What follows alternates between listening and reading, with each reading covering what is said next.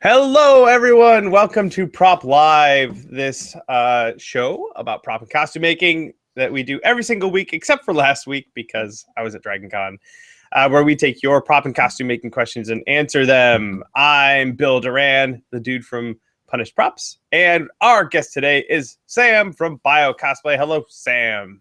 Hello.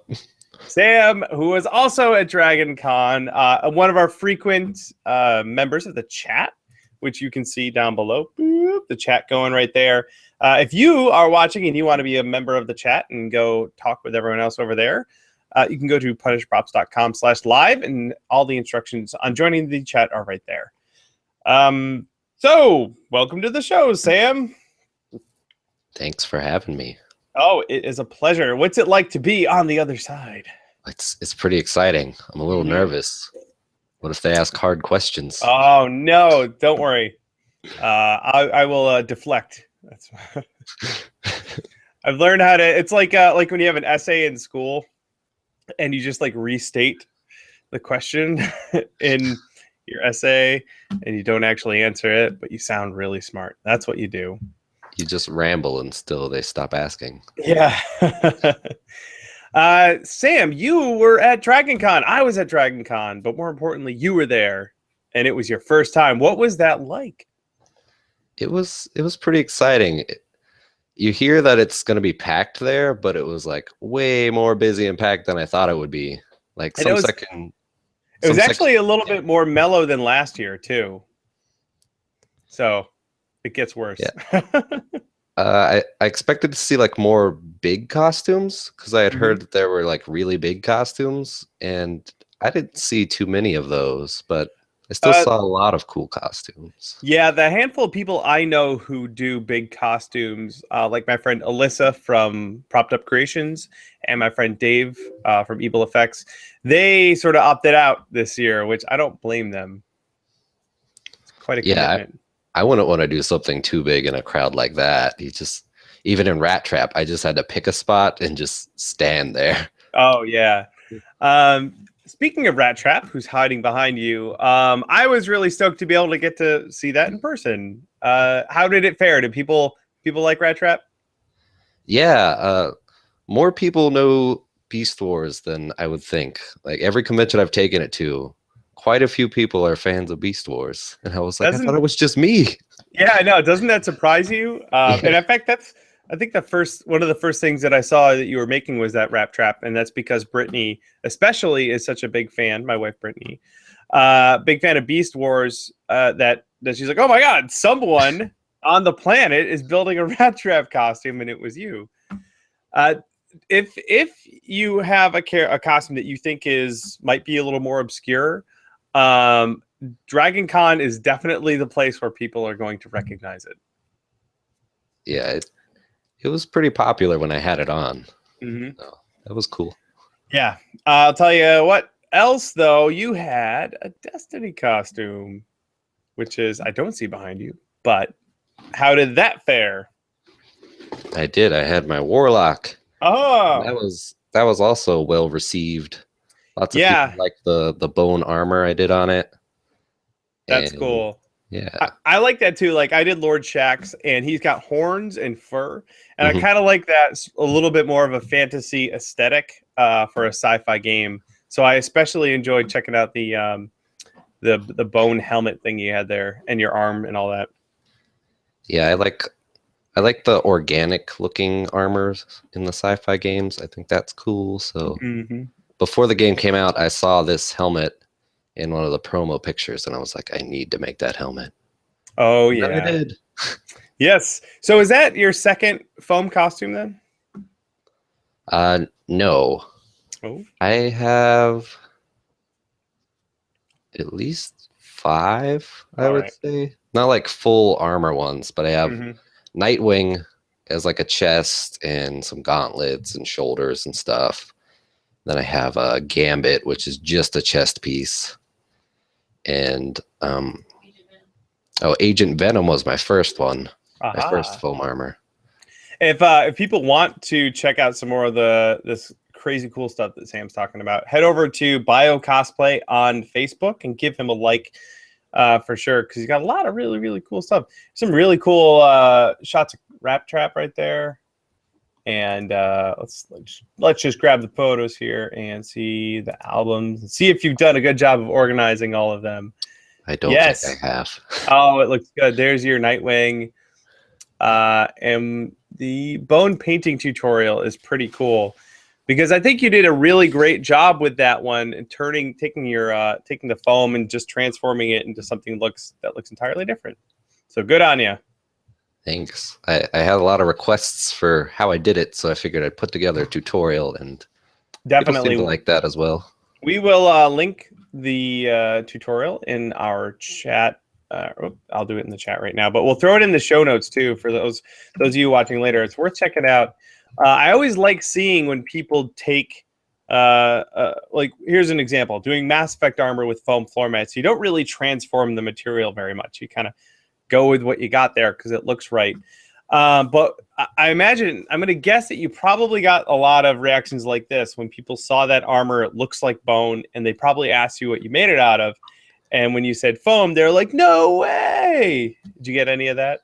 Yeah, a lot of people wouldn't believe me until like I showed them the inside of the helmet, and then they were like, "Whoa! Oh my god!" Their brain just shoots out of their head. So I think that's cool when like you can make something that doesn't look like foam. That's always the exactly. goal. Exactly. Well, you've accomplished that, good sir. Do you have any other standout moments from DragonCon or costumes that you saw that you really liked? Did you go see any cool panels? I went to quite a few podcasting panels that you were on. Those were rather amusing. We didn't. Speaking of that, we did the Jump Kick Punch panel, and again, I'll put a link to that in the chat, but also in the show notes, so people I think they really ought to go check that out because it was really fun and pretty funny. So that's worth checking out. Do you think it was funny, Sam? I was amused. Yeah. Okay, good. To put you on the spot, was I funny? Did I do good? Did I do okay? That was fun. That's the second year we've done it with those guys, and my buddy Harrison Cricks from Volpin Props was there, and we both he plays the curmudgeon and I play the optimist, and we sort of play off of one another, and we basically just be goofballs for an hour, which is really fun. But did you see any other panels or costumes or anything else that you thought was really cool? We didn't go to a lot of panels. We mostly just wandered around. Trying to think of costumes I saw. Did you see what was it? The arcade cabinet robot from Kung Fury? Oh yeah, the Kung Fury group. That was awesome. They had like all the characters from Kung Fury. That was pretty magical. I especially like the arcade cabinet robot with his middle fingers that were spring loaded. I saw a lot of Mad Max costumes. There were some Immortan Joes that were really good. Then there were some funny costumes like Dino DNA. Yeah, that was great. Cool. Yeah, that was the last thing I saw Sunday night. As I was leaving, Dino DNA. I was like, yeah. But I think the best part for me was getting to meet all the prop makers and costume makers that I've been following. That was pretty cool. Like you. Yay. That was exciting for me. Yeah, that's fantastic. It's kind of like our yearly get together where a bunch of us who do this stuff, many of us for a living, get to chat and be humans next to one another. Because we're all over the country, most of us, or world in some cases. So it's pretty fun. The chat wants to know about the floppy sword handle. So I got to dive into that real quick. I did a very brief costume. Probably not many people caught it, but I made a quick Highlander costume where it's just a trench coat, like a 1985 looking Connor McLeod costume. And I needed the sword handle, so I cast a copy of the sword that I own, a replica, and I cast it in plastic so that I could pose with just the handle, like I'm pulling the sword out of my jacket. But I didn't want a whole katana in my jacket, so I just had the handle. But I also cast a copy of it in FlexFoam-It, which is a flexible urethane foam, and it made a really phallic-looking floppy handle thing. And I just carried that everywhere and hit people with it. So like you do at DragonCon. It wasn't quite as phallic as what Will made for his costume. No, he took a much more direct interpretation. Yeah, and then at the Jump Kick Punch panel, I did some Highlander trivia that apparently was way too hard for everyone. But eventually someone answered one of my questions correctly, and I threw the floppy sword handle into the crowd, and the guy that won it caught it perfectly, and I felt validated. It was great. Yeah, let's see. Not a whole lot of Highlander fans in that crowd. Oh, damn it. The last thing I have here, I'll open it up real quick and show you guys. I got to work on some costumes and what else? And props for the video game LawBreakers. I got to go work. I've been talking about this a while ago. Worked with Frank and Polito on these costumes and stuff. It's for the video game LawBreakers, which was announced at PAX a weekend and a half ago. And there's a video on Tested that people ought to go watch. Again, we'll post that in the show notes. And that was really neat. That was fun. I got to work with a whole bunch of other people on a project and produce something really cool. Which was super duper neat. And I hope I get to go do some more stuff like that in the future. And I hope the game doesn't suck. I'm about ready to grab some questions here, Sam. Did you have anything else about DragonCon you wanted to throw in there before we start diving in? No, I don't think so. I think I'm ready for the questions. You think you're ready? I think. I guess we'll find out. All right. This first one here came in from Lee. The question is there a standard EVA foam cosplay repair kit I should take with me to a convention? I brought a cosplay repair kit. Sam, did you have a bit of a kit put together for fixing your costumes? I did. Usually in my kit, I have super glue, hot glue. That's about it for the foam. And then we have like some sewing stuff, like thread and needle and extra buttons or anything that is on the costume that needs to be stuck back on. And that's a pretty good list. I would also add to that zip ties, because there's a lot of stuff, if you're going to fix it just temporarily, just zip tie it together. And then once you get home, you can like do a full repair on it. But that's a pretty good repair kit. Actually, I think I have a video. I've done enough videos now where I don't remember. I think I did a video on a cosplay repair kit. So we'll go find that and link that in the show notes. All right. Here we go. This question comes from Mentiao Sente. First try. Nailed it. Nailed it. Let's see here. Do you make any money from YouTube apart from your commissions, like as regular YouTube? I'm trying to pull out a business of prop making. I think the idea of getting video, I'm thinking of getting a video camera. I can say that ad revenue, like the main way, like automatic way that you make money on YouTube is from ad revenue. So with a recorded video, you go and you watch it and it'll play a pre-roll ad, or it'll have a little banner, lower third sort of thing. That is like the normal automatic way that you make money. And my channel doesn't make that much.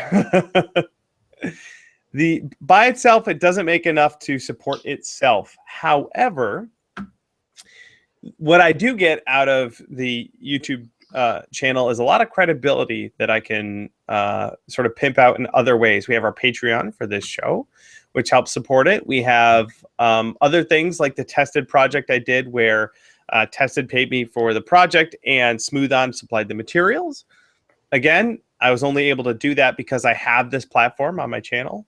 And a lot of other little things here and there too. There's a possibility of sponsorships or advertisements, not the pre-roll ads, but your own ads in video. So there's a lot of options out there, but I will say that just by itself, the ad revenue from a YouTube channel, unless you're getting millions of views, is not enough to support it by itself.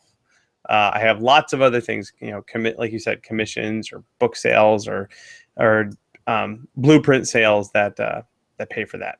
But good question. Let's see here. This next question comes from Pravir. Warm, sunny. Let's see here. Oh, a warm hello from sunny Johannesburg. Let's see here. How would you create beveled circular discs out of foam? I need to make some for my Overwatch robotic ninja costume. Sam, do you have any? I see some circles on Claptrap shoulder there. How do you usually cut those out? For those, I had to cut, I think, 12 of them for Rat Trap because they're on all of his joints. Mm-hmm. And I'm real bad at just freehand cutting circles. So I got this 4-inch PVC pipe coupler thing. Has that been in your lap the whole time? It's been next to me, but I've been playing with it. I was ready for this question. Yeah, I know. read the question earlier. I went and dug this out specifically for this question. Yes.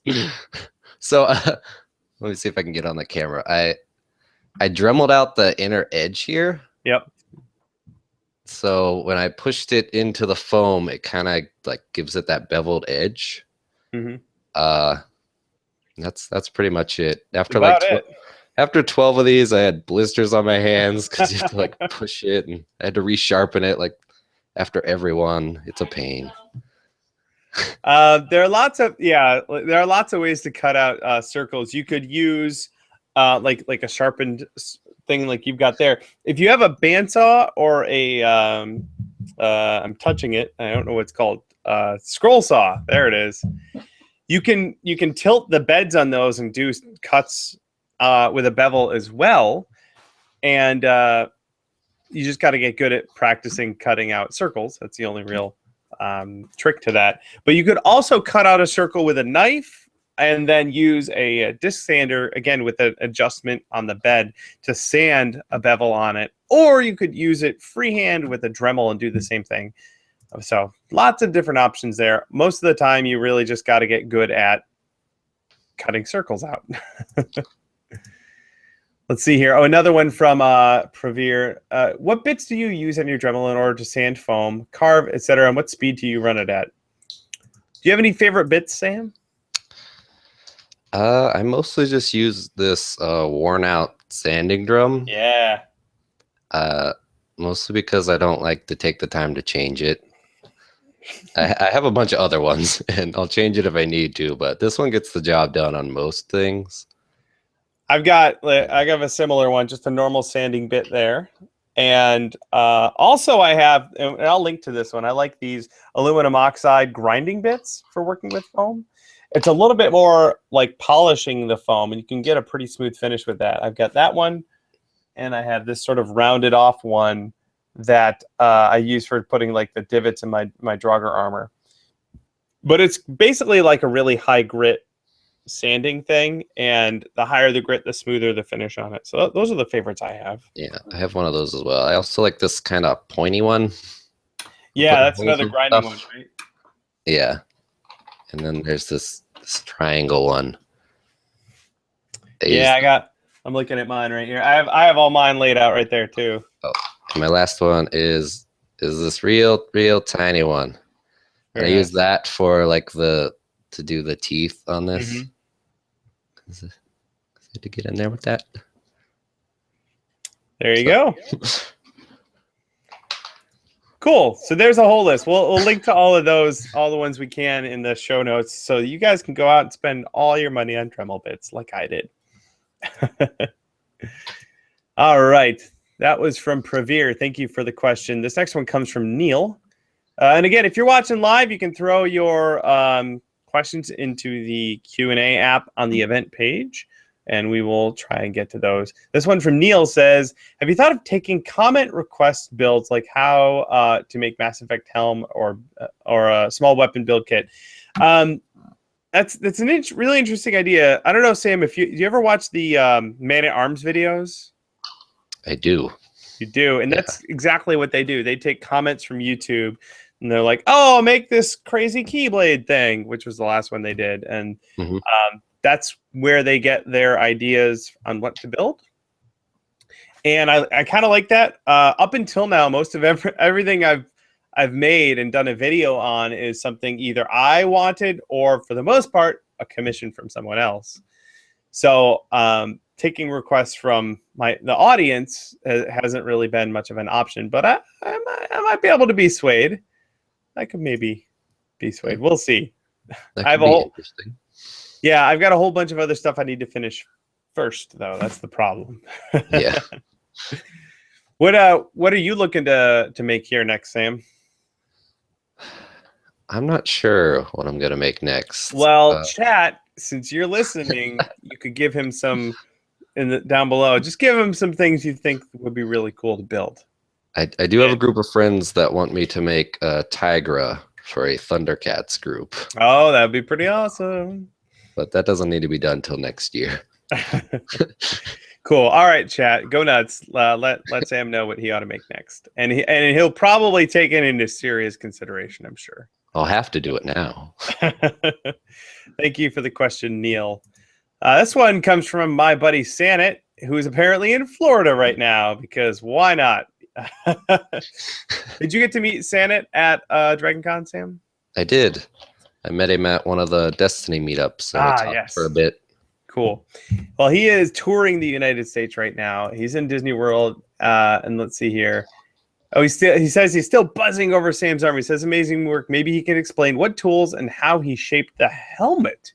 Yes, Sam. Tell us how you made your helmet. I started off with a pattern I got off Etsy, like a foam file, just because I didn't want to take the time to pattern it out myself. What did you do to what did you look for to find that kind of pattern? I think I just searched for Destiny helmet foam file, and the one I got was a decent starting point. Oh, wow. I've never really looked here, but if you do that, check it out. There's a bunch of, I'm guessing these are Pepakura files, right? Yeah, but they have less folds on them, so they can be used for foam. They're designed for foam. Looks like this guy, Adambomb Studios, is doing a bunch of these. Hey, this helmet looks familiar. I should have done this. This would have saved me so much time. Cool. Let's see here. I will link to Adambomb Studios in the show notes. So, okay, go on, Sam. So I got that, and it worked as a good base. Like, I used all of it for like the base structure, the black here. But once I got to like the horns and the ears and the jaws and this thing on the front, the scaling was like a little bit funny. Like this bar was way up here and the jaws were smaller. So when I got to that, I just kind of just freehanded it, just how I wanted it to look. Yeah, sometimes you just gotta wing it. And like with the ear things, I knew how I wanted to go about making this beveled section, which I just kind of cut these and beveled the inner edge and glued it. So I just did that on my own. But like for the shaping of the horns is one of the things people usually ask about, like how I shaped those. And those are like 3 pieces of 1/2-inch foam glued together. And then I like rough cut those to shape. And then I used the worn out sanding drum just to shape them. And I put all the lines in with the edge of it, like the edge of the drum I got on there. And then the teeth, I just used tiny pieces of foam. You know the edges of the foam with like the puzzle piece things? Yeah. I just cut those in half, and then I just spent some time trying to make them look like teeth. There you go. I imagine you probably ended up throwing a bunch away in your quest. Oh, yeah. Yeah. I made like 15 and picked out the 8 perfect ones. Perfect, yes. But that's the glory of using foam. Yeah. But a lot of like the edges, it's just dremeling until you get it to look right. So most of it just comes from dremeling, because I have a bunch of pictures on my page of how it started out. It's real blocky, but I spend a lot of time with the Dremel. There you go. Thank you, Sanit, for your question. I hope he's having a good time in Disney World. Let's see here. This next one comes from William. Good name, William. He's wondering if fiberglass resin will work on EVA foam. He doesn't have any Epsilon, but plenty of fiberglass resin. Just FYI, fiberglass resin is polyester and toxic. So wear a respirator in a very well ventilated area while you're using it if you can use it outside. And B, yeah, it'll totally work on foam. On EVA foam specifically, don't put it on insulation foam. It will melt that. Speaking of coating foam, have you heard of Smooth-On's new UreCoat? I have, yeah, I've heard of it. It's basically like, I mean, you could just brush any urethane on foam. Yeah. So it's probably similar to that. Have you tried it? I haven't, but I saw it earlier and I thought it looked interesting. Let's see here. Oh, it's a flexible urethane coating. Oh, my interest is piqued. Hello there. So let's see. UreCoat, flexible urethane coating. 2 component urethane that can be mixed and brushed onto a variety of surfaces to provide a flexible, tough, impact-resistant coating. That's really cool. You can put it on. You can put it on polystyrene, so your insulation foam.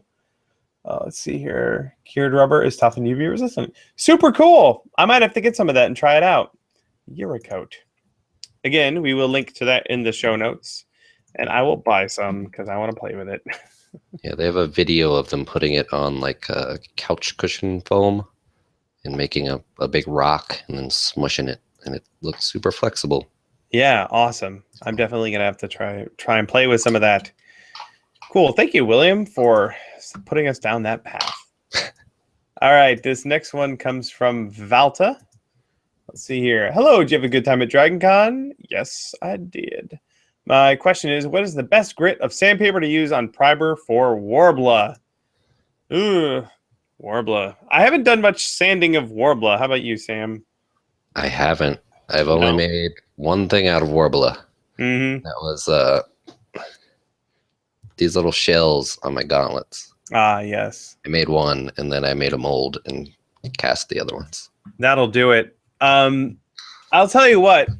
I mean, when you're sandpaper shopping, get 100 grit, get 220, get 400, 600, 800, 1200, 2000. Just get all of them.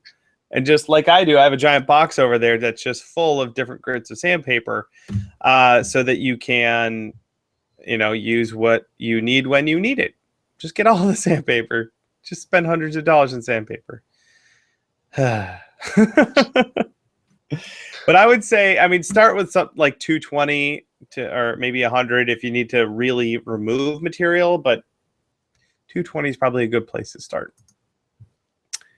And actually, here's a quick good sanding story. So I just replaced a light bulb in my car. One of the headlights was out, so I replaced the bulb, and I noticed that the lenses or the headlamp things were kind of foggy. Like over time, they get sun damaged or whatever.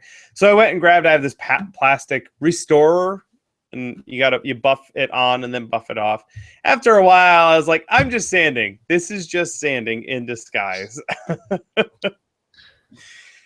I want to run a blog called Sanding in Disguise and realize how many things you do, like washing dishes with a Brillo pad. Guess what, folks? You're sanding. Surprise! Life is 90% sanding. Yes, at least. All right, thank you, Volta, for your question. Next one comes from Fujro Dave. Again, one of our regulars. I hope Dave's doing well. He says, I have a daunting plan of making the Hunter's new super bow. Talking about the new bow in Destiny. I'm not sure where to start past having a traditional bow shape and maybe some tinted clear resin. Any advice on how you would do it? The challenge is that it's like made out of light. It's like just a glowy substance. In fact, I can see if I can find a picture. Sam, if you had to make something like that, how do you think you might approach it? Well, someone I follow on Facebook just made a glowing dagger. So who is that? That is EggSisters Cosplay. And I think what they did, they just used like a clear resin and tinted part of it pink and then put some LEDs in it. I see that right here. Ta-da! Boop.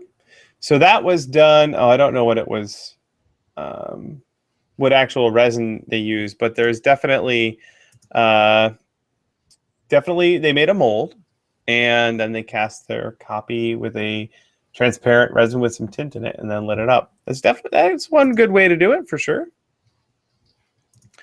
There's also the clear warbler now that people lights in. Actually, my friend Svetlana has a really good video here. Here's just so folks have an idea. The bow is like this purple, transparent, light glowing thing. You can see how that would be a little bit of a challenge. My friend Svetlana did Shadowmourne axe that had all sorts of glowy bits on it too, and I think she sort of Pepakura it out using thin pieces of acrylic plastic, and then filled that with resin and then added lights to it. I'm pretty sure she did a video on that, and Brittany, if she's super awesome, which she is, we'll go find the link to that and put it in the show notes. But Kamui Cosplay did something like that. But for the most part, like you said, you're going to have to do some casting of resin to make it work. Thank you, Fusro Dave, for your question. Actually, another quick thing. Another buddy of mine did a similar bow sort of thing, and I believe he 3D printed it, and it was white, I think, the printing material, and but it was thin, like it was hollow, and then he could put lights in it, so he could put like purple or blue LEDs in it, and then when you lit it up, it would glow a bit. That could be another option. 3D printing. So good luck. Let's see here. A lot of good questions today. You guys are really throwing us a lot of curveballs. Next one comes from Joe. He says, I asked a couple weeks ago about settings on a hot glue gun, whether high or low temperature are good. Let's see. I have the glue sticks that are dual temperature, but I ran the glue on high as you suggested, and I had to leave my costume in the car on Sunday and that afternoon. Went to put it on, and let's see here. The glue had gotten too hot and let go. All right. Should I only use high temperature sticks or find an alternative for those? I would just get the high temperature glue sticks. Is really, like, you can get a dual temperature glue gun, but the glue that you use is what's really going to make the difference. So they make high temperature glue sticks. I would just go with those. Again, it comes down to whether or not the sun is going to be hot enough to melt that hot glue. And the higher temperature hot glue sticks melt at a higher temperature, so you're going to be better off that way. I always park in a parking garage if I'm going to be leaving a costume in the car. Yeah, that's not a bad idea. We did the same thing here in Seattle, although the parking garage was the most convenient anyway, but we left our costumes in there and they were just fine. Thanks for the question there, Joe. Good luck with the rest of your hot gluing adventures. Let's see. This next one comes from Joe. Was the last one Joe? That was Joe. This is a different Joe, everybody. Different Joe. Joe wants to know, how would you get a fake wood grain? I would do it similar to how you got the texture on your bone, except you, instead of making it look like bone, you just make it look like wood. So you want to tell everyone how you got most of the texture? I mean, it's mostly just the Dremel, right? Yeah, it's just mostly just using the edge of the Dremel, just like the corner there. Yeah. And you can just put lines in it. So yeah. Mostly importantly, though, is to look at reference images of whatever it is you're trying to replicate. And then I would take a Sharpie and like draw out those lines or the wood grain that you want to replicate, and then carve them in using your Dremel.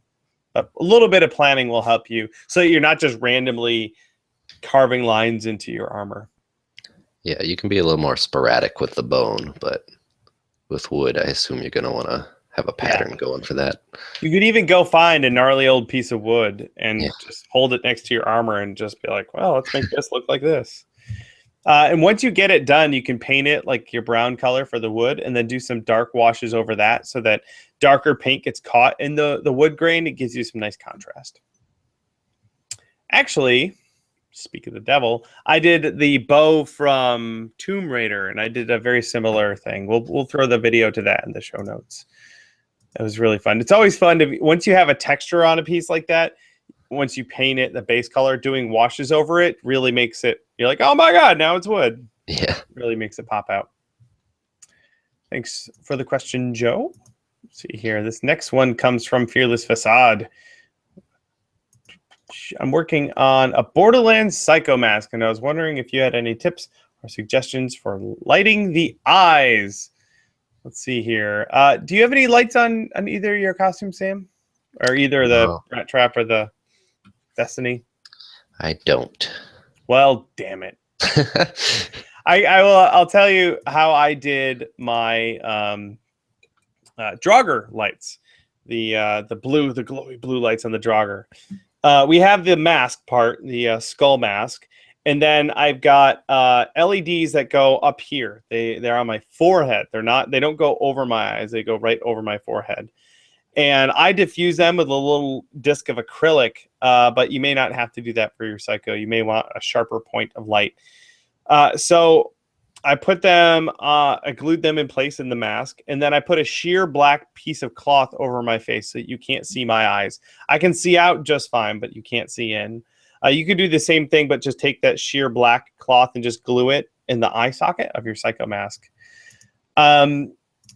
Fearless Facade says he can't find any single LED kits on the internet. What I would recommend is just wiring a 3-volt battery, just a button cell battery, like a 2032 battery. Just wire that straight to a 3-volt LED and you're good to go. In fact, again, Svetlana, because she's awesome, just did a video on that. We'll link to that in the show notes. But if you go to Kamui Cosplay's YouTube channel, you'll see it right there.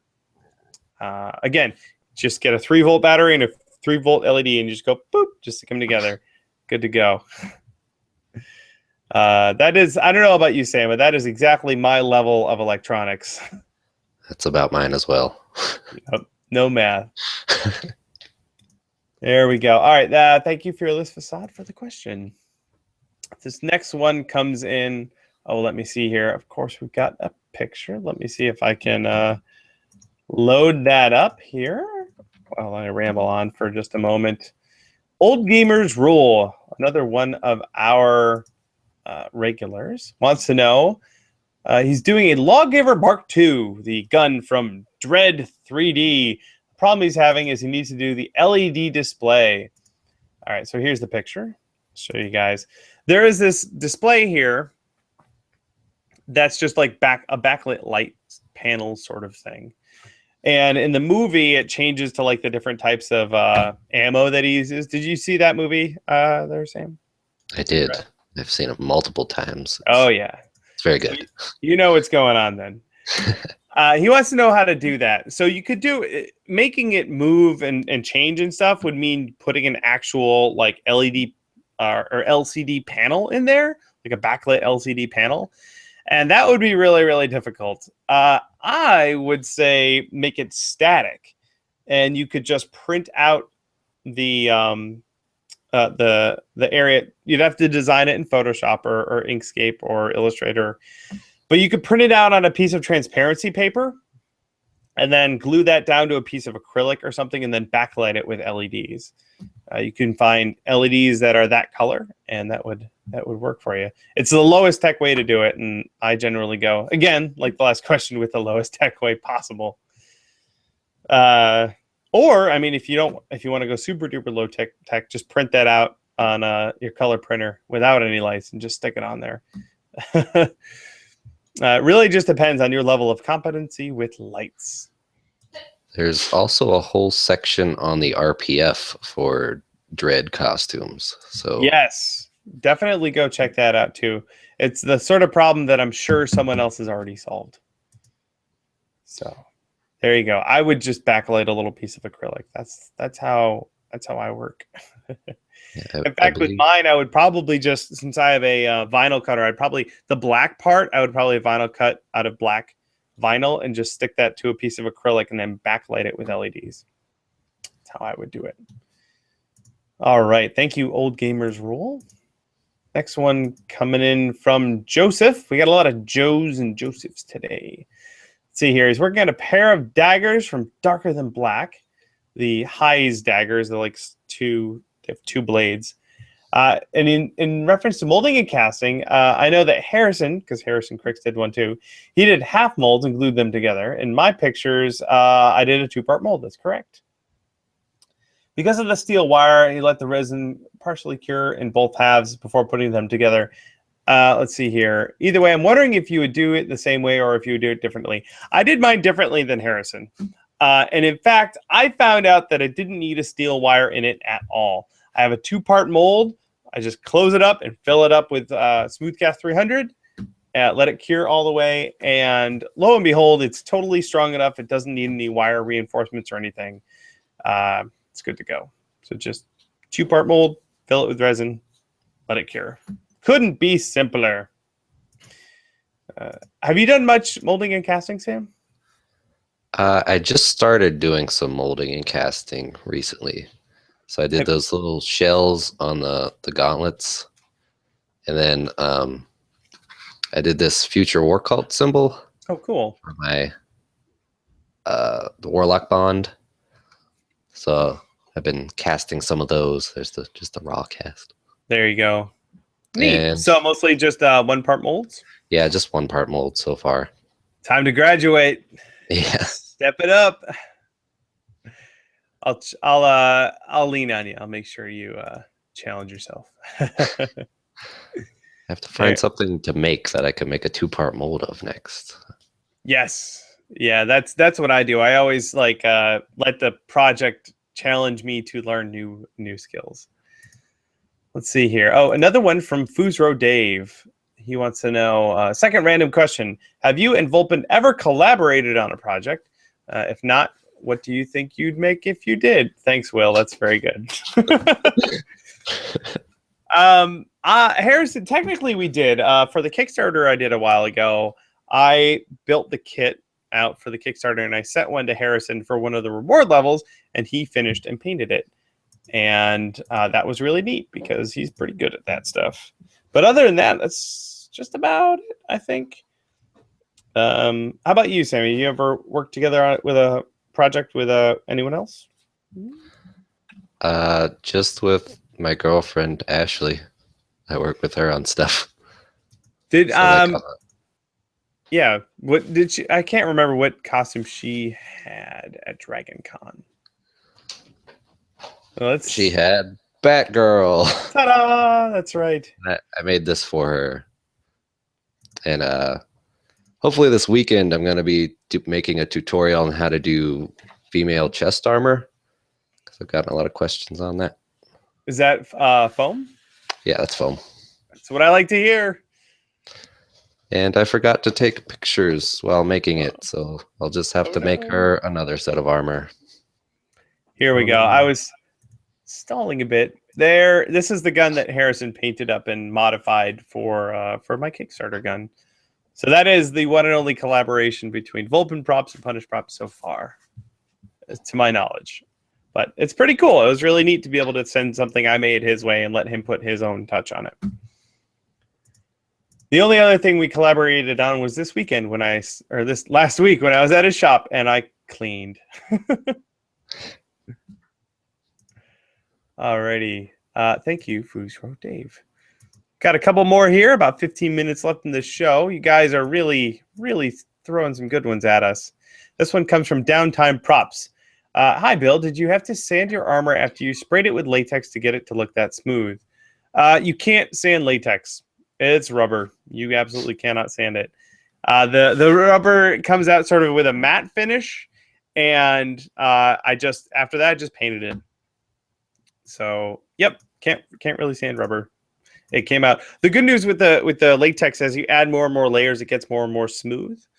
So you can kind of hide your crimes that way by just dousing it in rubber. But you can't fix stuff later on by sanding it. So that's a good thing to know when you're planning that sort of stuff. Sam, what did you use to seal your Destiny armor? For that, I used 5 or 6 coats of Mod Podge, and then I sanded that smooth.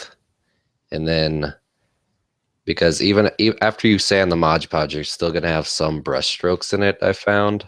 So then I go over that with about 4 coats of Plastidip. And that sounds like a method that Evil Ted would use.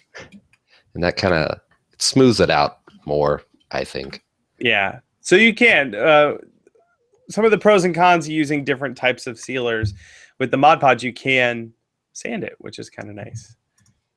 But yeah. Yep, can't sand latex, which is another good thing to know. If you're first using latex and you're planning on sanding it afterwards, bad news for you. All right, this next one comes from William.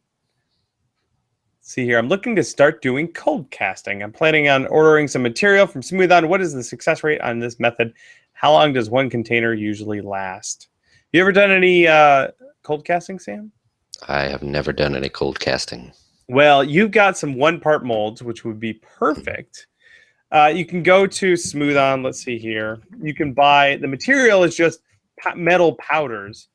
Let's see if I can find it. Cold casting. Metal powders. There we go. You go to Smooth On and you look up metal powders. We've got brass, bronze, copper, nickel, aluminum. There's a lot more that you can use. This is just what they have available. I recommend picking up some aluminum because you can make stuff look like silver or steel that way. So grab some of that, and it's fairly cheap.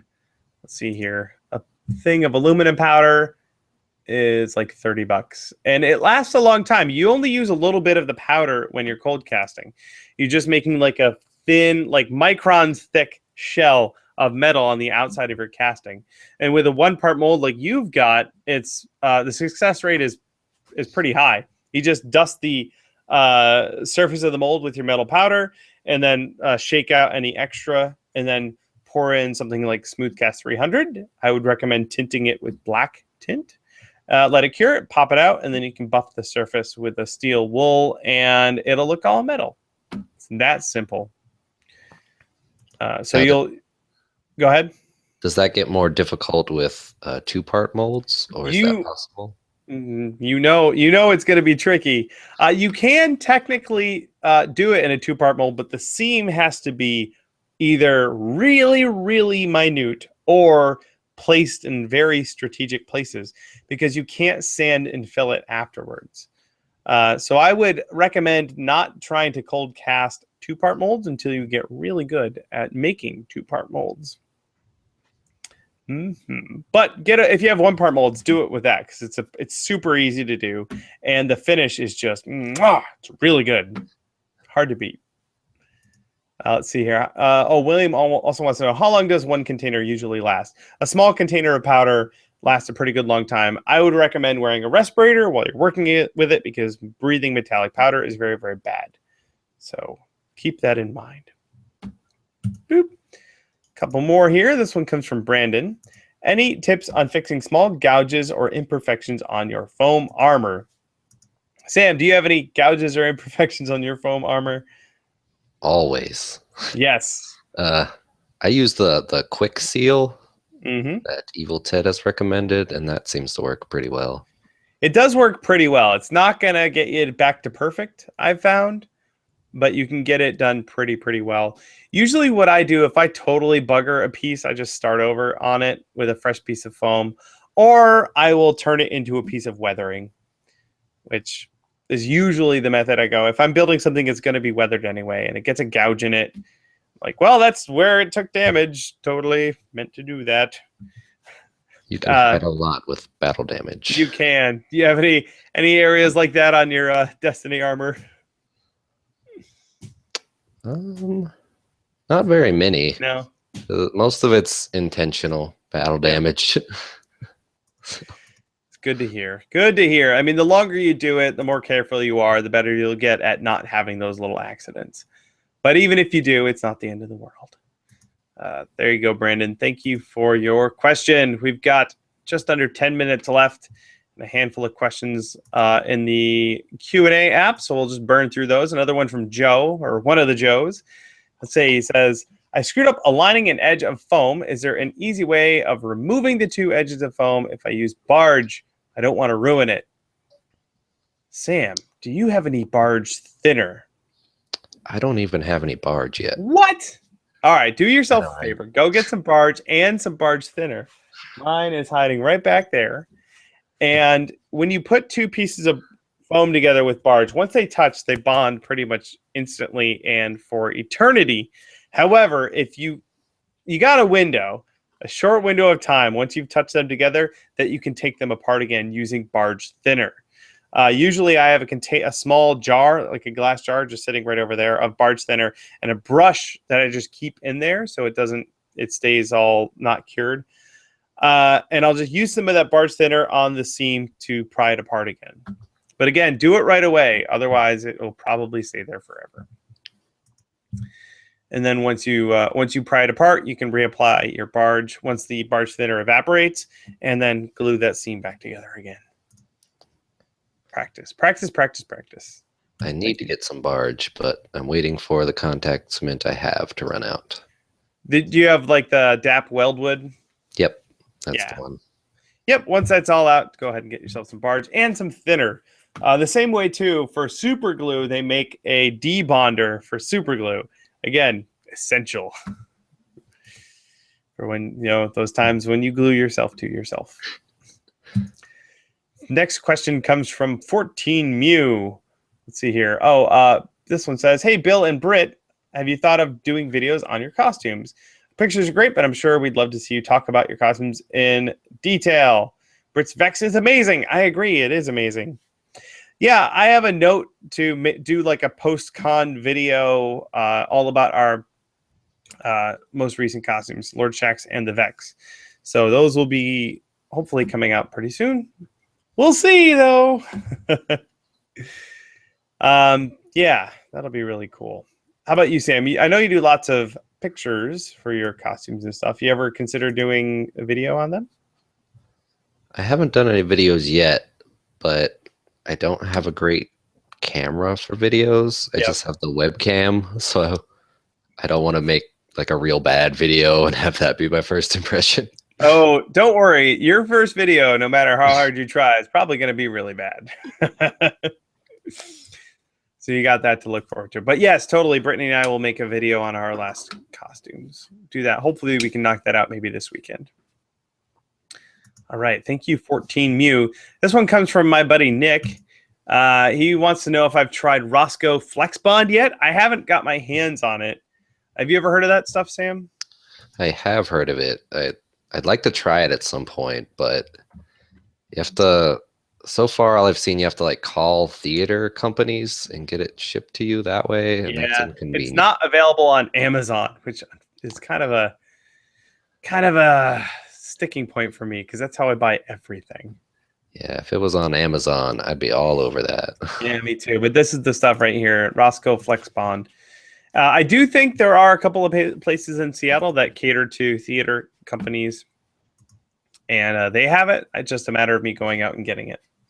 So no, Nick, I haven't tried it yet, but I've heard good things. All right. Got time for just a couple more questions. This one's from a different Brandon, I think. Yeah, no, same Brandon. He says, any tips for fixing... Oh, we did this one. Tips for fixing small gouges. We already did this one, Brandon. We're good. All right. This next one comes from Patrick. Patrick says, I hope you had a good time at DragonCon. While it's not a question, Patrick, we did have a good time at DragonCon. And it was awesome. We'll be back next year. Are you thinking you'll go back again, Sam? We're not 100% if we'll go back next year or not. I would like to, but it's mostly just if we'll have the money at the time. Ah, yes. Where did you end up staying? We stayed in a house about 20 minutes away. Oh. So I would like to stay in a host hotel if we go again. That would be way more convenient. That is the real challenge, isn't it? Yeah. Well, may the odds be ever in your favor. All right, cool. Thank you, Patrick. Oh, it looks like he actually had a question. It was just separate. Let's see. Patrick says, I got some two-part epoxy called UreCoat. I think it's for painting boats. Trying to make it kick a little quicker. It's a 1-part resin to 1-part hardener. I was wondering if adding more of the part labeled cure would make make it work faster. Probably. I know that what was it with like Bondo? If you use more hardener, then it will certainly kick faster. You may want to do some tests beforehand though, because if you add too much of the hardener and not enough of the resin, it may weaken the durability of the cured resin. And you may also look into getting additives. I know for Bondo and resins, there are additives you can put in them that will affect the cure time. But again, it depends on the product you're using, whether they have additives available, whether there are generic additives you can put in. If it's epoxy, you're going to have to do a little bit of research, and you're definitely going to want to do a lot of tests. For your costumes, have you ever done the sort of thing where you take like a couple of sort of swatches of foam or something and just done different tests on any of them? I usually do test swatches beforehand. Mm-hmm. Even if I've done it before, sometimes I'll do a test swatch if I have time. Just like if the humidity is different or if it's colder out. Just in case. Those things can all definitely make a huge difference. I've got it's just sitting over there, but the pauldrons for my Lord Shacks, I made them too small, so I kept those. I built the bigger ones that were my final pieces, but the smaller ones, I did a whole bunch of tests on them. Testing rubber, testing paint, testing all kinds of stuff. So, Patrick, if you've got some ideas about you're trying to change the cure time, totally do test on small pieces before you commit to the whole thing. I've tried to save time by not testing before, and that just makes more time. It does. Just lots and lots of tears. All right, here's a good way to end it. Joe wants to know, if you were stuck playing one game for the rest of your life, which one would it be? I'm guessing Joe means video game. Ooh, boy, that's a tough one. It would definitely have to be, I think, like an MMO where I could play with my friends. Otherwise, I wouldn't want to be stuck playing like the first Super Mario Brothers over and over again. But you'd get so good at it. I would be so good, but I would hate it. I would just stop playing video games at that point. I don't know. I'd probably just go back to World of Warcraft. I'd probably do that as well. Yeah, because that game refuses to die, and I still know a lot of people that play. I just don't want to pay for it every month. That's why I stopped playing. Yeah, it's true. I started playing Guild Wars 2. That's pretty fun. And I did that one for a while. I did, what was it? WildStar I actually liked a lot. Maybe I'd just go try playing WildStar. All right. Thank you, Joe. And thank you, everyone else who sent in questions today. You guys are awesome. You sent in a lot of really great ones. And I think we did some real good here. Sam, what do you think? I think we did pretty well. Changing the world one question at a time. Thank you so much, Sam, for being on the show. Where should we send people to go check out the rest of your stuff? I'm most active on Facebook, but I also have an Instagram and a Twitter. Oh, cool. Bio Cosplay. Are all of them? So we have Bio Cosplay. Twitter and Instagram and all that are all still just Bio Cosplay? Yep. Perfect. That's easy to remember instead of your Twitter being Chinbeard for some stupid reason. Cool. Well, thank you again for being on the show. I look forward to when we get to hang out at the next convention. And for the rest of you guys, we'll try and do this again next week. But until then, go out there and make stuff, because making stuff is the best. Thanks for having me on the show. You're welcome. Toodaloo, everybody. Bye, Will. Bye.